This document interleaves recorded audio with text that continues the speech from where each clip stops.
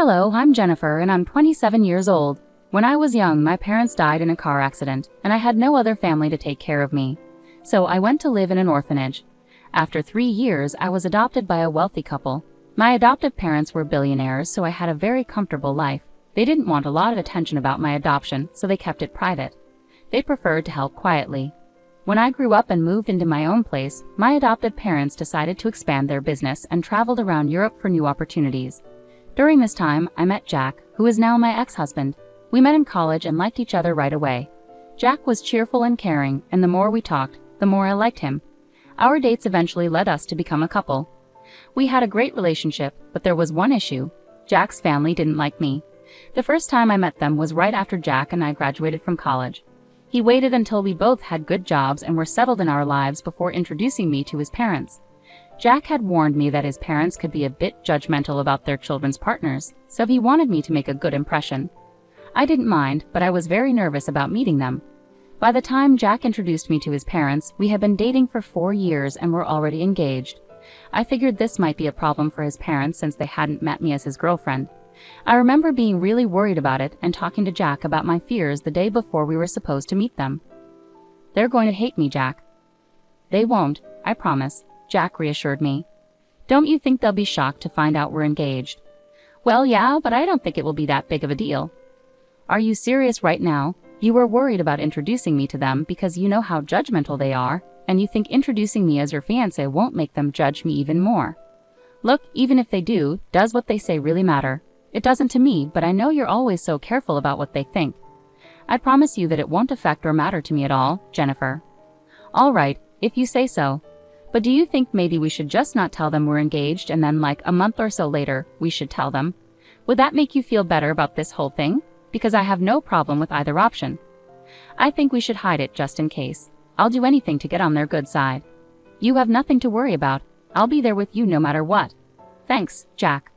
The reason I was so anxious was because every time I suggested Jack tell his parents about me, he made a big deal about them not approving.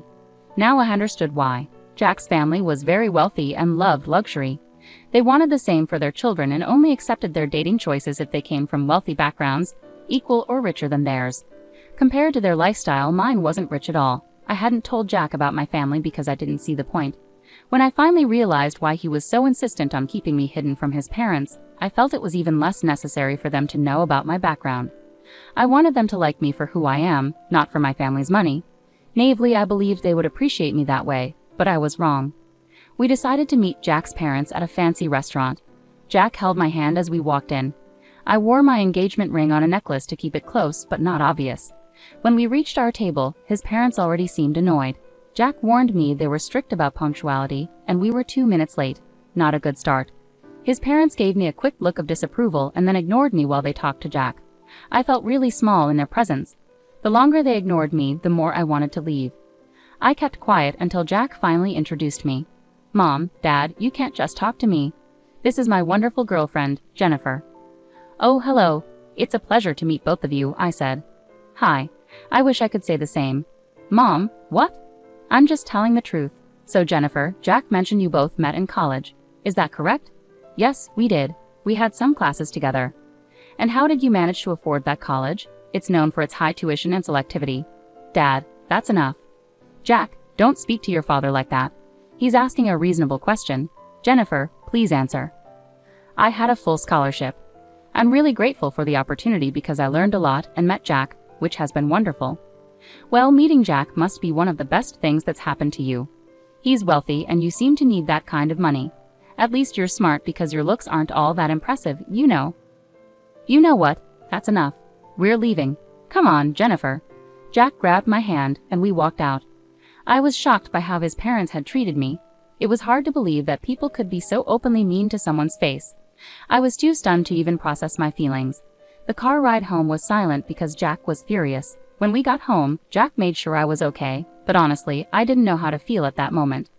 I had dressed nicely and behaved politely. I didn't order anything extravagant, yet Rose and Tom had already formed their opinion of me without even talking to me. After that incident, Jack didn't speak to his parents for a while. They texted him, accusing us of disrespect for leaving lunch early. Jack didn't reply until a month later when he texted them to announce our engagement. After threatening his parents with no contact if they opposed me, they'd offered to pay for our wedding under the condition they made all the decisions. Jack and I didn't want that, so we chose to elope instead. My parents, who were in Europe, were supportive and even sent us a generous gift. Jack was surprised by the expensive painting they sent, but I didn't think much of it given their wealth. After getting married, we attended a party hosted by Rose and Tom to celebrate their anniversary. Despite their previous disapproval, I was actually glad they invited me. However, when we arrived, I was completely ignored by everyone there. It was more humiliating than being ignored by just two people. I stuck close to Jack, but no one made an effort to talk to me. If I tried to join a conversation, people either ignored me or walked away, or they continued chatting with Jack without acknowledging me. By the end of the night, I was in tears. I felt humiliated and deeply hurt by everyone's behavior. The crowd asked Rose and Tom to give a speech, and as they spoke, I felt increasingly exhausted and just wanted to leave. However, their speech began with gratitude for everyone in the room except me.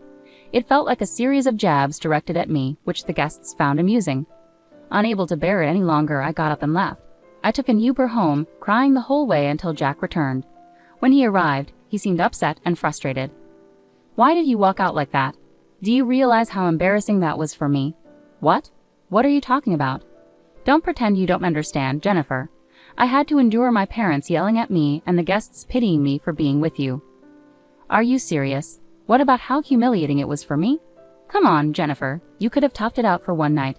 It was my parents' anniversary after all." I was ignored by everyone, and your parents chose to mock me in their speech. How could I possibly be okay with that? I'm not saying what they did was right, but you could have just endured it. I would have talked to them about it afterward. What good would that have done for me? I don't like being in situations where I'm humiliated. Everyone was laughing at me. You've never experienced that, so it's easy for you to brush this off. My parents and I expect an apology from you. I'm not apologizing unless they apologize to me first. You want an apology? I don't see why I should apologize to you. You've always defended me before. Why is this any different? This is different because you embarrassed my family in front of everyone. And your parents humiliated me, your wife, in front of all their guests. Maybe my parents were right about you. You're impossible. With that, Jack went to sleep in the guest bedroom. I couldn't understand why he suddenly changed his attitude. Was it really that hard for him after I walked out? He always defended me, especially when his parents criticized me. For me to leave should have shown how hurt I was, but Jack didn't seem to care about that. Jack continued to give me the silent treatment for the next week. Meanwhile, I received numerous texts from his parents accusing me of being ungrateful and embarrassing. I tried to talk to Jack, but he refused. Eventually, I reluctantly apologized to both him and his parents, even though it felt degrading. I did it because I loved Jack and didn't want this issue to ruin our relationship. However, things only got worse from there. Jack's parents retired and began hosting weekly family dinners. Jack always attended, and the first time he took me along, the atmosphere was tense the moment I entered. Rose was preoccupied and didn't notice me immediately, but Tom and Jack's siblings awkwardly glanced at me without saying a word. Jack left me standing alone while he caught up with his family. When Rose came downstairs, she saw me and immediately stormed over in anger. "What are you doing here?" "Excuse me?" "No, I won't excuse you. Why are you in my house right now?" "We were invited for dinner." "Wrong. I invited Jack because this is a family dinner." "I'm Jack's wife, so I'm part of this family, right?" "Absolutely not. Someone like you, an orphan, has no place in this family." "What? You thought you could keep that detail from us? We do background checks on our children's spouses, and you don't measure up to our standards. I will never accept you here." "Why not? Surely there's more to being part of your family than just background checks. You're not attractive and you're not wealthy. You could never fit into our social circles. Why are you so focused on superficial things? Are you afraid I'll damage your reputation just by being myself? Doesn't my making Jack happy matter to you? If happiness made money, everyone would be rich. This is why you don't belong with us. Maybe I'll never be as superficial as the rest of you because I care about who people really are. You never gave me a chance before judging me. I'm glad I don't fit in with you." "Jennifer, that's enough. Here's some money. Get yourself an Uber and leave." I stared at Jack in disbelief as he handed me the money. Tears welled up in my eyes as I walked out and cried in the Uber again. I couldn't understand why Jack had changed so suddenly. Was he trying to appease his parents after the party? Whatever it was, I felt hurt and angry at him. He stood by while his parents insulted my past, something he usually defended me from. I wanted to scream and shout, but I knew it wouldn't help. Instead, I walked away. I reflected on whether I had said anything wrong, but I couldn't see how. I was just standing up for myself, calmly at that. Jack continued not to speak to me after he came home. My heart was breaking, and I felt utterly alone. I knew he expected me to apologize again, but I couldn't bring myself to do it like last time. Rose had insulted me deeply, and Jack seemed angry at me for it. If anything, I felt like he owed me an apology. For the next 2 weeks, Jack and I didn't talk. It was tough at first, but I eventually got used to it. His family's dinners continued, and I found myself home alone most evenings, which honestly didn't bother me. Hey Dad, hey Mom, things aren't going well. Why? What's wrong, sweetie? If you need help with anything, just let us know. I don't think this is something you guys can help with, but thanks for offering. Where's Jack? Isn't he helping? That's the issue. He's part of the problem. Could you explain what's going on, sweetie? Well, his parents are wealthy and very snobbish. Oh, we can't stand people like that. Tell me about it. Anyway, they saw me as some poor girl who could never measure up to their standards or fit into their elite circles, so they made a point to humiliate me every chance they got. Damn, that's awful. Oh, and last time I was there, Jack's mom decided to insult me by calling me an orphan. That woman, I want to give her a piece of my mind. How dare she say that about my precious child? Don't they know about us? And what has Jack been doing through all this? I didn't tell them about you guys because I knew it would change their opinion of me, and I wanted them to like me for who I am, not for my background. And as for Jack, he's taking their side. He thinks I was out of line for standing up for myself. Honey, are you sure this is the man you want to be with? I love him a lot, but this isn't how I imagined things. We haven't spoken in 2 weeks, and surprisingly, I'm okay with that. All right, sweetie, I'll connect you with one of my friends there. Don't worry about us not being able to help. Actually, we might be able to help you get some sweet revenge. Huh? What do you mean? Your dad and I are coming there next week. We originally planned a vacation for you and Jack, but now it'll just be us. More time for us to do things together, I suppose. Really? Oh my God, I'm so excited to see both of you in person again. That lifted my spirits. Finally, I felt happy after so long. The three of us continued chatting. Dad discussed his plan to assist me. Eventually, he asked about the location of these dinners Jack's parents hosted. As far as I knew, they alternated between their home and restaurants. Conveniently, the upcoming week's dinner was scheduled at a restaurant. I needed to find out where exactly it would be held so I could tell my parents. Luckily, Jack's email was logged into my phone, and knowing Rose and Tom, they loved to email everyone everything. It wasn't difficult to find the location, and I passed it on to my parents. My parents landed in the States and checked into their hotel, where I met them. We had lunch together, and then they treated me to a spa day they paid for because they thought I deserved it. Meanwhile, my mom's lawyer friend helped me start the divorce process. Later, my parents walked into the restaurant where Jack and his family were dining.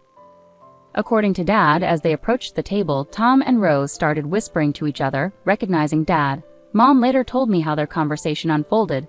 Hello. Oh my gosh, Mr. Burns, what brings you here? Oh, I just happened to see some familiar faces and thought I'd drop in to join you for dinner. Familiar faces? Who are you referring to, Mr. Burns? Well, I see Jack here. Me? Well, hello. It's a pleasure to meet you. Your daughter talks about you a lot. But speaking of my daughter, where is she? Your daughter? I'm sorry, but I don't think she's here. But shouldn't she be here? I'm sorry, Mr. Burns, but we weren't aware you had a daughter. Of course I do, and she's married to Jack. What? I'm sorry, but I think you're mistaken. Yes, his wife's name is Jennifer, and she was an orphan. Yes, I do know that, and that's why we adopted her. Excuse me, you're her dad. Yes, and from what I see, she isn't here. She's been telling me there have been issues with her in-laws, and now I understand what the problem is. It's you. No, she was the one who kept this major thing from us. If we had known, we would have treated her differently. She didn't want you to treat her nicely because of her background. Anyway, she asked me to give this to Jack. With those words, my dad handed Jack the divorce papers and walked out. Afterward, it only took a few phone calls from many investors to withdraw their support from Tom's business. Their empire quickly crumbled, and nothing was more satisfying than seeing them fall to the levels they once ridiculed. I received numerous texts from Jack's family, hurling insults at me, while some begged me to intervene and undo what my dad had done.